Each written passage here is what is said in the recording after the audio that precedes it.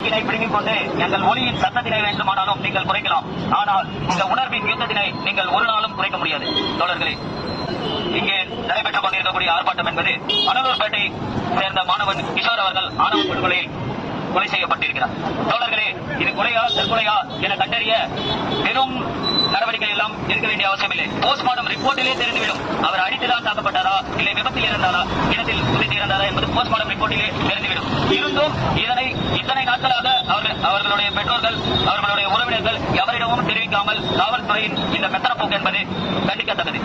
அந்த வகையிலே நான் சார்ந்துள்ள அகில இந்திய மாணவர் கழகம் சார்பில் இதனை வன்மையாக கண்டிக்கிறேன். காவலர்களே, உங்களுக்கும் ஆணவ படுகொலை செய்தவர்களுக்கும் என்ன வித்தியாசம் இருக்கின்றது?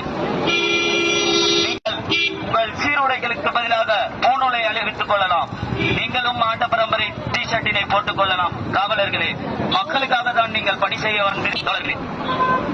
இம்மாதிரியான ஆணவ படுகொலைகள் தமிழ்நாடு முழுக்க நடைபெற்று வந்து கொண்டிருக்கிறது. இது புதியதல்ல தோழர்களே. சாதிய ஆணவவாதிகளே, முட்டாள்களே, அற்பர்களே, மூடர்களே, சாதி என்பது என்னவென்று வரலாறை படித்து தெரிந்து கொள்ளுங்கள். எவ்வளவு அவலமானது, எவ்வளவு அசிங்கமானது என்பதை தெரிந்து கொள்ளுங்கள்.